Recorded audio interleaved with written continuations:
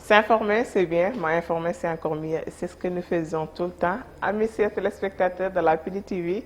on calminama on juurama beltanama no hantini ko dañde weltade kala e saaha huccide moon e émission men Miin E Mon mo ganduɗa mi yewta hen hay saaha goto mola huccite hen e banam gorko mo ganduɗa o ñanden ko hello addi kono hande kam ko ni mbaɗatnomomi kalde Diagne salminima. acca noon ɗon sohna Fa Ndiaye a salminama kadi a salmitama no fewi en calmini kala jeeɓowo Piindi TV en calmini kadi hiɗifaɓe diine hiɗifaɓe aada to ɓe goni e no ɓe goniri ɓe calminama ɓe juurama kono kadi en calmini dawɓe ɗo e galle ɓe kam fof ɓe calminama dow ha less en calmini technicien ji men en calmini noon yeeɓoɓe émission Miin E Mon émission mbaɗo buzz oɗo saaha noon tigui émission o taari joni commentaire uji ni mbatta ko fondirde ɗum min gara he inchallah ko wona ɗum mi yetta wonɓe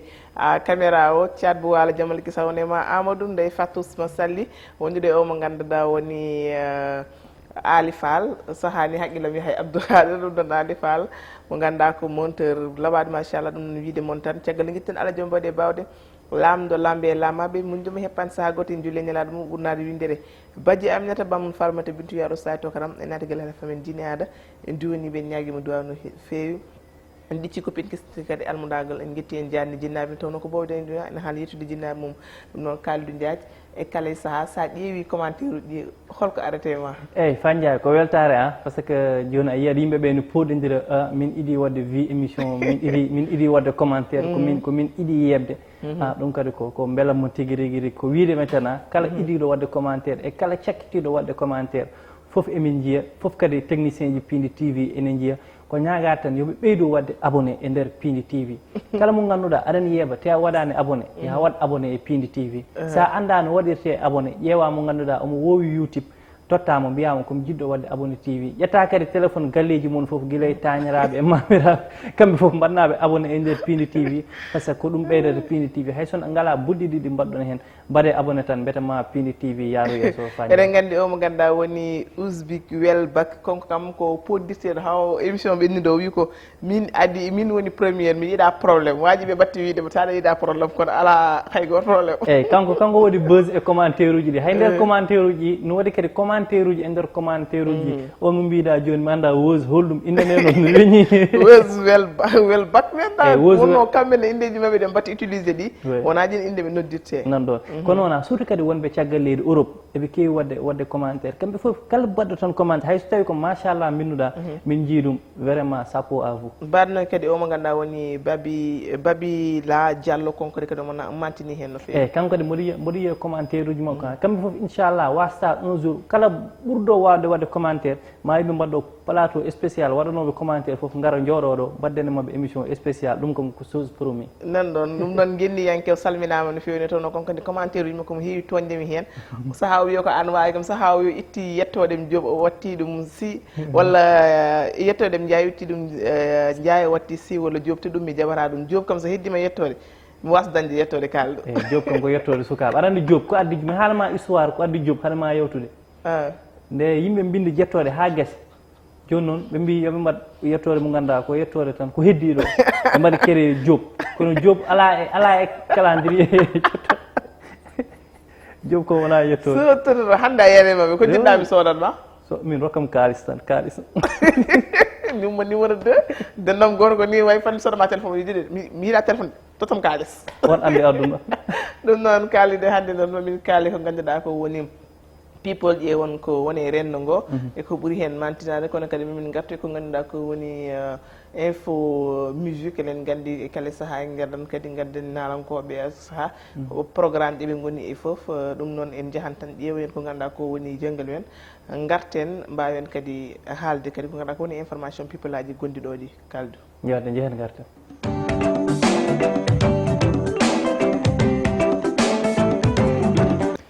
acca nan ɗon caggal nde jeɓɗen jingal men Fa Ndiaye holko ɓuuri mantinade e ko gadduɗa hannde e tigui ko ɓuuri hen mantinade hannde ɗum ɗo waji people aji ne kewi kono ma wood kadi ko ganduɗa hannde woodi ko ganduɗa woni sunare jande kala biyo mbimami taw noon ko suko tokoso omo ganduɗa woni Alassane Tidjani Anne. Alassane noon ko ɓiɗɗo yo mo ganduɗa woni Tidjani Anne o yartoy koye duuɓi nogas e jeegom. On konko Alassane noon waɗi accident ko mercredi ñande 16 juin to ganduɗa to woni to Mbour ko accident moto tigui o waɗi woni ko ganduɗa noon ko sunare fewde kala biyo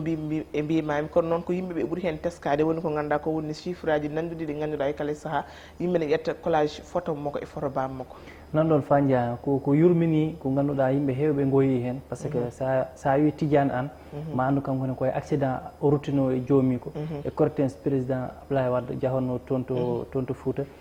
hande kadi ɓiyi ko kadi sankima e accident wadde en mbiyat tan kadi yo Allah yurmomo yaafomo kono kam no yurmini par ce que ko ɓiɗɗo waɗi accident ha wasa hen fitanum yimɓe hewɓe hakkillaji mumen jeehi koye bammakko hono hélas Tidiane Anne wadde no yurmini kono tan wiide kadi yo Allah yurmo yaafo ko mbinoɗen ɗo kadi ñanden vraiment Fandia enen kam won biro kam ñanden onon kam émission mono innire ɗum émission jaale tan par ce que kala émission mo garɗen tan il faut wooda jaale mais ko aduna wayi noon ɗum holla tan aduna o koko gasi ha laaɓi neɗɗo foof yo wat ko moƴƴi tan kono kam no yurmini ha ɗon wawi haade par ce que bamma yeehi accident yimɓe nane goya e deƴƴani hande kadi kanko ɓinguel nguel o yeehi kadi accident no yurmini no fewi mais yo Allah yurmomo yaafo Allah yimɓe kadi ɓeeɗo ñagana Tidiane Anne ɓeeɗo kadi wadde uppude hakkille e ko waɗi surtout galle makko gonɗo gamajo o min yeehi toon ko ɓooyani walla mi wirtima ɗon ko ɓooyani kono wonko Tidiane Anne hande goɗɗum ko wonani jottoɓe e téléji ni kaalo ni parnolo Tidiane Anne wonko poti liggade ko heewi surtout galle makko ɓe pewnita ɗum ha yooda tigui ɗon tigui noon calminten kala gamaji najo ɗen mbawi woni kala guelgol gamaji Jamal Kisal wonema en calmini kadi Diary Sall e woɓɓe waɗɓe noon machallah ganduɗa ko to gamaji jeeya ɗum noon ko sunare mo ganduɗa kala biyo mbimi mbimami yanemo kono sen ƴeewi chiffre aji photo collage mo ganduɗa malandima Ali yaltin men ɗum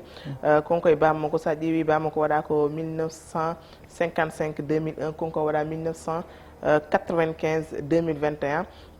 konko bammakko dañi 46 ans konko dañi 26 ans chiffre aji au fin foof artan eyyi ɗum ɓe mbiyanma hasard ala kala ko jiiɗa tan wonko Allah waɗiri ɗum ɗum tahi neɗɗo juulɗo kala ko yanema tan a wiyat alhamdoulillahi rabbil alamin woni ko weeli woni ko metti par ce que kala ko Allah waɗi tan wonko waɗiri ɗum ɗiɗo chiffre aji sa yi hawri tan wonko saabi ɗum enen noon gandal men waɗɗani hen en mbiyat tan yo Allah yurmomo yaafomo Allah hananomo aljanna amin ɗum noon Kalidou min jokka kadi ko ganduɗa ko woni people aji men ko ganduɗa ko woni conseil des ministres jeudi mercredi oɗo ɓennude le 23 conseil des ministres joni ko jalata aydara continue toon conseil des ministres mercredi oɗo ɓennuɗo 23 noon ko teska hen ko ganduɗa actuellement addi ko ganduɗa ko woni commentaire uji oljol kewɗo e réseaux sociaux ji caggal noon ɓe mbaɗi nominé omo ganduɗa woni Moussa Gadio mo ganduɗa noon konko wonno adjoint préfet mo Thiès konko tigui noon waɗa nomi ko ganduɗa ko woni sous préfet arrondissement mo Banda Fassi ɗum noon woni ko ganduɗa ko yimɓeɓe na mbiya holno ɗum wonirta saabu noon sehil makko goto na iniroyo mo ganduɗa woni Abdoulaye Hafor Diop konko tigui noon yalti to ganduɗa to woni to RFM holliti tigui noon on sehil makko ko ritti e joomi ko depuis mois de février o tawtirama ni ko ganduɗa ko woni enterrement makko ɗum noon woni ko ganduɗa ko e jamma o omo ganduɗa woni ministre de l' intérieur hono omo ganduɗa woni Alfils Dione woddinani ɗum ni change ɗum haaɓe ƴetti goɗɗo ɓe batti toon kono noon haaluji ɗi woni e réseaux sociaux actuellement holno ɓe mbawi waɗe noye mo ganduɗa koko rutti e joomi ko mbiyete ko erreur walla ko hay goto fabani tan eyyi adi foof ni jalni kono kadi ni yurmini mais Fandia ɗum ça se comprend par ce que aɗa andi affaire gouvernement ni leeɗi aɗa andi neɗɗo no wawi waɗede nommé guila mois de janvier haɗa ƴettude fonction walla haɗe waɗede finalisé walla haɗa décret o yaltude tawa yeehi 6 mois walla yeehi 9 mois ɗum kadi ça se comprend mais kala ko wawi hen wonde tan woni gouvernement no juuma jimowo ni heewi wiide o wi Allah rek moɗol juum Allah tan woni mo ganduɗa juumata eɓe mbawimo wadde nommé kono tawa décret o yaltani taw walla tawa président joɗima e ministre uji mumen ƴetti mbi hitandero ma en mbaɗ nommé oɗo mbaɗen nommé o yaha noon ha dara hedda ko wona waɗe finalisé tan hawre on ɗon yalti aduna tawa kamɓe ɓe tinani mais kala ko wa hen wonde noon won certaine erreur aji yimɓe mbawno wadde pardonné ko wayno gouvernement par ce que kala ko wiyete information kamɓe eɓe jogui ɗum fayi mais Kalidou est ce que kadi wona e wasde wadde vérifié saabu neɗɗo kadi e waɗum wadde nommé taw on mbaɗani vérifié hol neɗɗo ruttitto e jomum ko depuis février andi jumre kadi ala mo heɓata kono kadi wonko ganduɗa est ce que wona kadi wasde wadde vérifié walla neɗɗo nommé taw noon ko lebbi garujoji taw noon nanɗon tan a famata eyyi arandi enen kam ko yimɓe kaali ko dow tan gandeten ko woni less ko en ganda ɗum tawi annen hakkillantagal ma to tolni tan ɗon tolnotoɗa e gueɗe he mbawata ɗum nanguirta tan ko jumre sa nanguiri ɗum jumre ha paari kadi mbaɗaɓe conseil kamɓe wa conseil des ministres eɓe goppata hen hakkille pour ko wayni wasa heptude ɓe par ce que en mbawi wadde ɗo élire ceerno modi taw ceerno modi sankima ko ɓooyi ala ko heddi so wona ya poste mabɓe non dal yo ƴewta tan tigui ɗum noon sen jokki ko ganduɗa ko woni people aji men ɓe gaccu hen haqqille tan jumde kam ala mo heftata kono noon wonko ganduɗa nanɗon tahan tan réseau ji yimɓe ɓuura haalde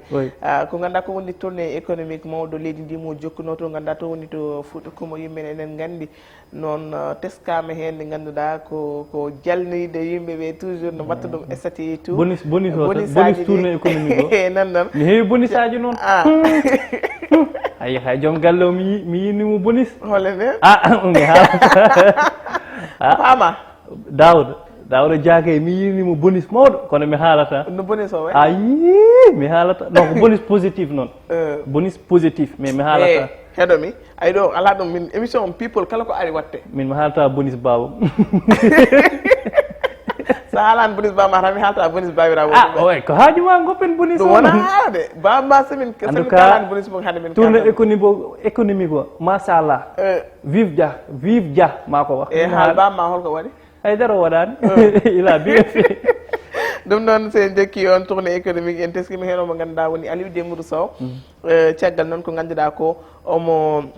aɓe mbaɗanno ko ganduɗa ko woni omo haala ko ganduɗa ko woni goƴaji makko koɓe jogui ko ganduɗa ko woni caɗele nokku mabɓe ɗum noon koye conseil président de développement to ganduɗa tan mbaɗi ɗum koto Matam ko on sanga tigui o hollitino ɗum o holliti noon aɓe ŋakkira ko ganduɗa ko woni aɓe jogui caɗele ndiyam aɓe jogui caɗele laabi kono kadi aɓe jogui ko ganduɗa ko woni caɗele suuɗi safrirde woni hôpitaux ji ha ko ganduɗa ko woni ambulance uji kono o gasnani tigui hollidde weltare makko e jaɓɓade toon ministre uji ɗi saabi tigui noon o wi noon ministre uji ɗi wonnoɓe toon ɓe foof konko joguiniɓe jawdi julde taske e arnoɓe toon ɓe ɗum noon o totti ɗum omo ganduɗa woni mo fawɗum e junggo ministre de l' élevage ɗum noon haade mo parɗe oɗon konngol tan président de la république son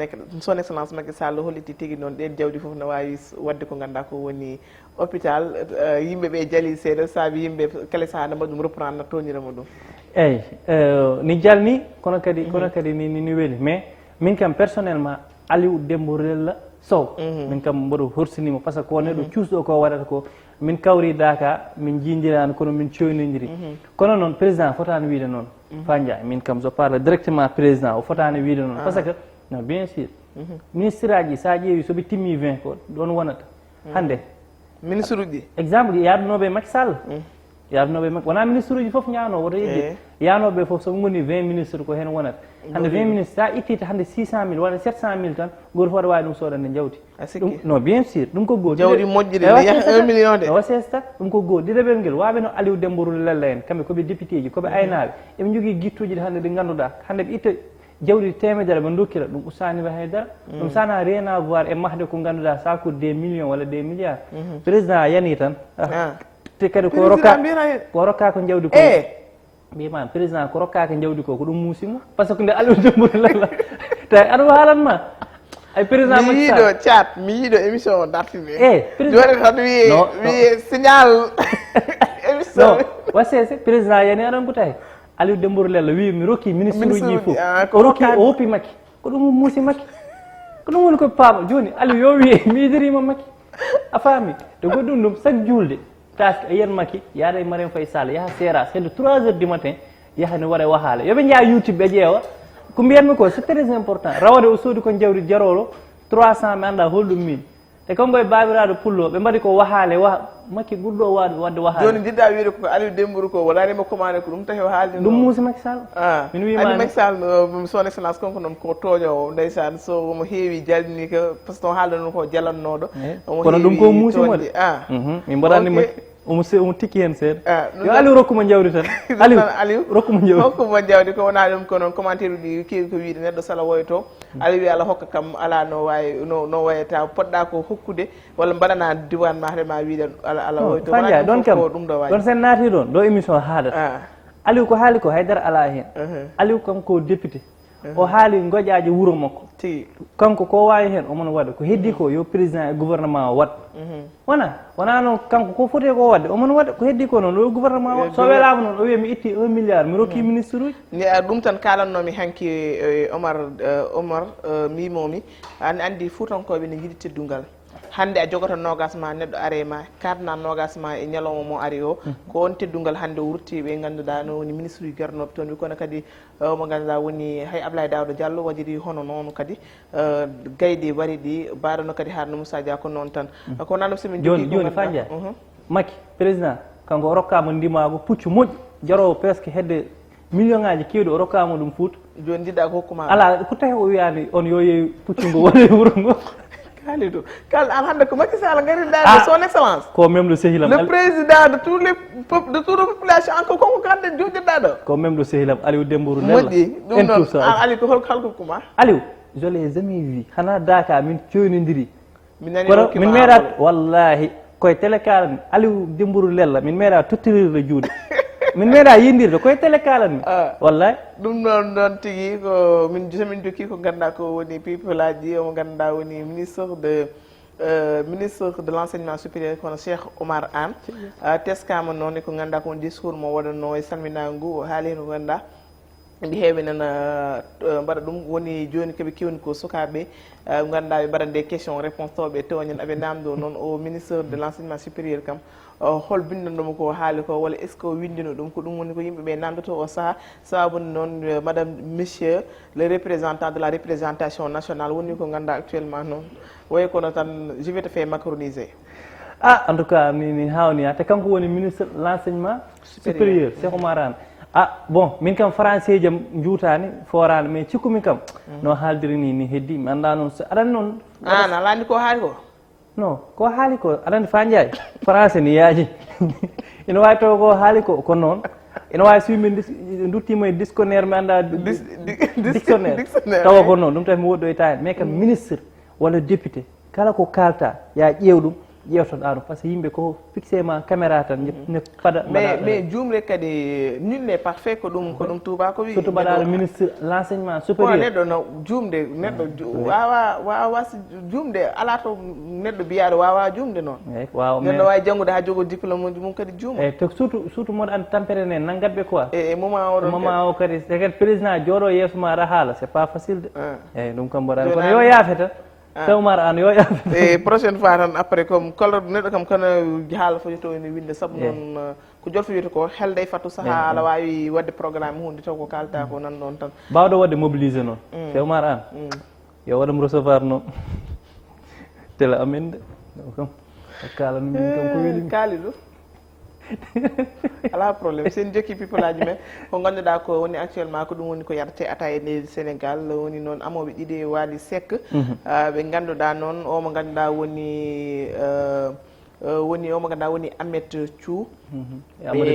Amady Badiane mo ganduɗa noon gamri mabɓe ɓe gamno e sanga soirée Wali Seck to ganduɗa to wonto Grand Théâtre le 12 oɗo ɓennuɗo teskama toon ɓe gami ha e nder gamri ndi yimɓe ɓi ko dérapage yimɓe mbi koɓe mbaɗanmo ɗon promotion ko ganduɗa ko woni LGBT caggal noon noɓe ɓuutidiri e on woni soi disant ɓuutidiral wawi wiide tan bise ɓe mbaɗi e on soirée noon teskima noon haaluji kewɗi e nder leydi Sénégal ONG Jamra ummimi hen haali e CRMɓe hewɓe e kaɓantoɓe ko ganduɗa ko woni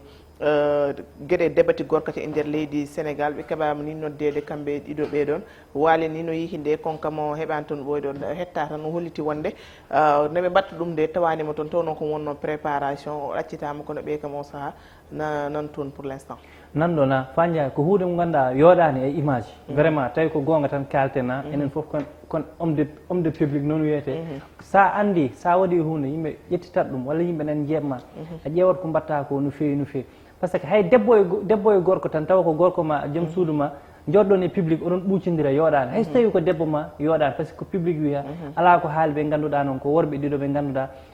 kono amoɓe tan gamon ha ɓooya ɓuucodiron e dow podium ɗum kam vraiment yoɗani so tawi won sanction ji ƴetteteɗi hen yo ƴette haɗa woɗɓe kadi waɗɗa ni te aɗana waali sek ko ɓooyani ko affaire aji ɗin ɗon tan o haalnama LGBT woni t-shirt mo ɓonnino e kadi sac mo joguino mo ganduɗa tottunomo oɗon sac ko mo ganduɗa hande enen mbiya ko haɓato ni e gueɗe ɗineni heewi saabi hande hewɓe gumminoma kaali hen ha o yaafinnomo o ƴetti saago taaƴe public e sanga soirée makko ɗum noon so tawi yimɓe jiiti kadi ko wayni e danseur uji makko waye kono ɓe mbaɗan promotion ko ganduɗa ko woni LGBT walla tottuɓe kadi andi public hande daaromo no heewi no wawi woni ni ko juumre tan dérapage saabu neɗɗo no waɗa ko ganduɗa après ni watta rendre compte ko waɗi ko taw noon no addanma caɗele Kalidou eyyi mi jaaɓi ko mbira ko Fandia kono kam gama ha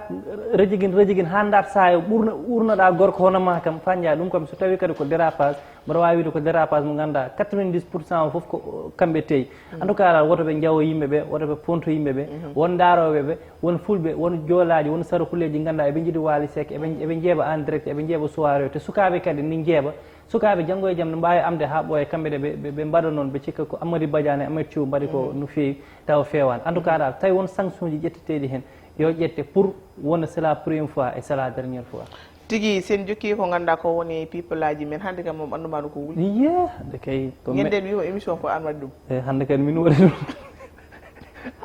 a ƴettu kewɗo haala gadduɗa ɗum e plateau ma an a yawi wadde signal heure o gasanto so gasden people aji men ko ganduɗa ko woni entretien mo ganduɗa woni El Hadji Ndiaye PDG mo 2STV wadde omo ganduɗa woni Aram Touré e Babacar to ganduɗa woni to 2STV e saga nde ganduɗa ko 18 ans mabɓe ɓe mbaɗatno feete ɗum noon ko lundi oɗo ɓennuɗo le 21 wonno kono noon ɓe namdimo ko ganduɗa ko woni projet ji ɗi e ko faye dow mu e tout haali eɓe gone ko heewi ɓurde nawdude ko ganduɗa ko woni 2STV so kono kadi ko ganduɗa ko woni audiovisuel hay cinéma e foof saabi keno tolno noon e financement 38 milliards fowima e table ɗum noon ene mbawi yitude ko ganduɗa ko woni ko hesti toon ko wona ɗum ko kadi o holliti wonde eɓe namdimomo e probléme ko ganduɗa ko woni fréquence entre mabɓe e TFM konko noon El Hadji Ndiaye o holliri e sanga tigui noon o tini oɗon vol de fréquence mo ganduɗa TFM ne waɗanno ɗum fewde e mabɓe ko kersuɗo o très déçu e ɗum ɗon ko kersi no fewi haw andani holno ɗum waye makko saabu noon depuis 2018 dekete TFM ne waɗa ɗum e mabɓe ɓe donkino waɗide ni ko ganduɗa ko woni direct uji ha feewa e on sanga tigui noon o jokkodiri eɓe ganduɗa woni CSC kamɓe tigui noon teski haaɓe gandi noon tigui ko TFM waɗanno ɗum holli saabi o wi noon konko ko yimɓe cikkata ko affaire concurrence walla goɗɗum o wi konko o wona guiɗum Youssou Ndour ko omo ganduɗa woni Omar Pène walla omo ganduɗa woni Thione Seck yo Allah yurmomo yaafoma ɓen goni concurrent ma kono konko wona concurrent ma ɓen goni guiƴiraɓe ko saabi tigui o wi konko waɗani musique te konko omo jeeya e dariɓe ko ganduɗa ko woni réussir omo ganduɗa woni Youssou Ndour ko heewi pièce omo jeeya e ko ganduɗa ko woni dariɓe e alhaalimi ko ɗum noon ɗum o yiiɗi hen kokono ñawore watta hen darde ha tiiɗe o ɗaccetade ɓe keeɓi ni namdade ko ganduɗa ko woni médiation o wi konko anda médiation yo gueɗe ɗe rewne lawol tan ne tawno trop c'est trop aɗa andi Samba Roudo Sow mbaɗonoɗo taggue radio Sénégal o point yeɓoɓe paami j'ai démissionné mi waɗi démissionné non non Fandiaye déjà ko wiide happy birthday to you à 2STV 18 ans ça se fête eɓe mbaɗi ligguey baɗɗo fayida e nder Sénégal e aduna o foof wadde 2STV emin mbiya moon bonne continuité El Hadji Ndiaye kam min ko neɗɗo mo mbanmi apprécié par ce que o neɗɗo dariɗo neɗɗo tinniɗo neɗɗo kadi daraniɗo leñol ngol kala ko mbawɗon wiide kono noon hakkude makko e TFM ko mbiyata ko c'est la bonne guerre ayi téléji mawɗi ɗi kala ko ndewɗa tan fodɗo adduɗo kanko waɗi hande kadi Youssou Ndour waɗino entretien e mandat entretien wiyete mandat so joddinomo e journaliste goto omo yewta maw haal hunde e 2S ko ganduɗa ma yaw hen 2S c'est la bonne guerre ko téléji mbayi noon hay enen Piindi ɗo wonɓe ganduɗa hande eɓen mbiya Piindi naggam ko noon ko ɗum noon welnata gueɗe ɗe pododiral so waɗani affaire o watta buzz so waɗani showbiz watta showbiz so waɗani affaire o yeewat min dal ko mbiyanmi hen happy birthday to you 2STV ɓeyde émission ji pulaar ɗi yo ɓeyɗo hewde min kam noon karan 2S TFM noon haajum ala hen mi salmini désestive naɓe kali kubal Fatima Diallo madame Sow mi salmini mon fewi waɗima gros coucou mi salmini omo ganduɗa woni Seydou Ba kono kadi salminde omo ganduɗa woni Ndiobo Sow moƴƴo Tatarouji Sall mon frère adoré je te fais un gros coucou en duwonimomo kadi e ustare ko omo ganduɗa woni tokorama ko kadi min duwoni omo ganduɗa woni Seydina Diaw ne tawno on kadi ko kamo ko wona ɗum ko tan min tottito ko ganduɗa ko woni information ngaji musique guddi en ne tawno yewtere men gassi omo ganduɗa woni général Paco Legnol mo ganduɗa waɗi plus de 474 villages konko le général Paco Legnol ko ganduɗa ko woni deuxiéme album makko yalti lundi le 21 jour ko ganduɗa ko woni fête de la musique on album mo ganduɗa koye plateforme digital ɗi yalti kono noon ko album mo ganduɗa wiyete ko fawru gandal nanɗona min mi wiɗomi sa mi haalta e ɗum ɗo Paco Legnol o par ce que en mbaɗimo ɗo invité kanko fonno ɗo jooɗade hannde place makko nana o wi ko jaara concert Fouta ayi fa Ndiaye ɗum kadi tahi affaire o welata a waɗa ɗo invité artiste tottuma konngol mum wima mami ar ya ha dernier moment waɗa ɗum annulé te Paco Legnol kanko professionnel je te parle directement an Paco Legnol an kaldanmi directement omo fonno arde ɗo o haala e album makko o arani o yeehi Fouta min mi haalta e haala Paco Legnol non mi haal so ari ɗo yimɓe kaala hen yo ar yo Paco yo ar kono Paco wat préparé prochaine émission inchallah ngara ko wona ɗum ko noon enen gandi album o machallah fuɗɗama heɗede o sahate kadi no weeli no feewi ɗum noon yehen mbaɗon ƴeewoyen oɗon album c'est très important ko wona ɗum ko mo ganduɗa woni Ziza Young Buzz konkoye Tam en e Semi konko noon Ziza actuellement amin mbaɗa préparé ko ganduɗa ko woni concert to ganduɗa to woni to Guidjilon ɗum ko 3e jour et 4e jour 5e jour julde wonata ɗum noon wi ko caggal nde ganduɗa mon waɗa préparé ko ganduɗa ko woni ɗum ɗo projet solo makko ko août foti yaltude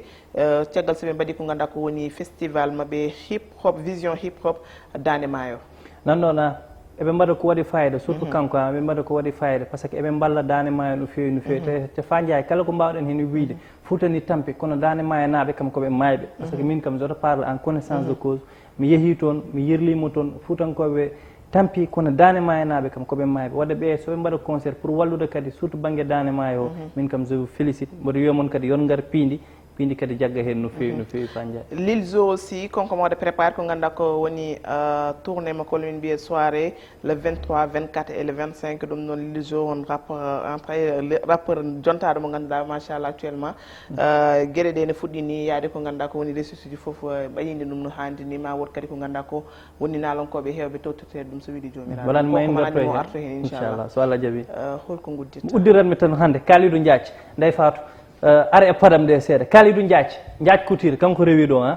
wa machallah nani kala juɗɗo hen hande mi dañi sponsor Kalidou Ndiathie Couture kanko waɗi kam solal hande mboɗa andi ma Ale Fall windu numéro o less inchallahu sara ñantata ham eyyi kanko tan woni ɗo tailleur heddiɓe foof gona tailleur ko nayyeur o ñantata ham eyyi mi salmini la puissance Peul Eva Ndiaye mama Yumma Aissa Ba mi salminimo no fewi Kalidou Thiam tokoram États-Unis mi salminimo fa Ndiaye uɗɗo émission kotel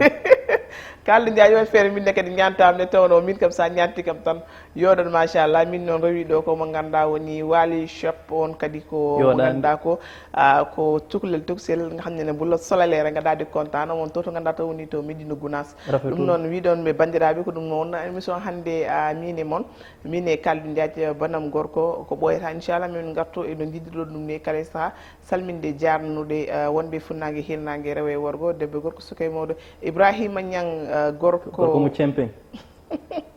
gorko mo Cempeng je te fais un gros coucou Ibrahima mon frère mais min parata enen gandi min gonno e formation baddo fayda mi salmini noon kala mo ganduɗa yaguiti li nga xamanteni modi Olilor Sénégal international ɗo mbawɗa wonde foof madame mbawto fait gros coucou monsieur Francis Olilor merci Pandia yoni Noura a salminama Noura Thiat tejel Noura a salminama Noura Thiat wala merci ɗum ɗon on wonɗoɓe technique o foof Pandia yoni Sambaroude yoni jarama bijou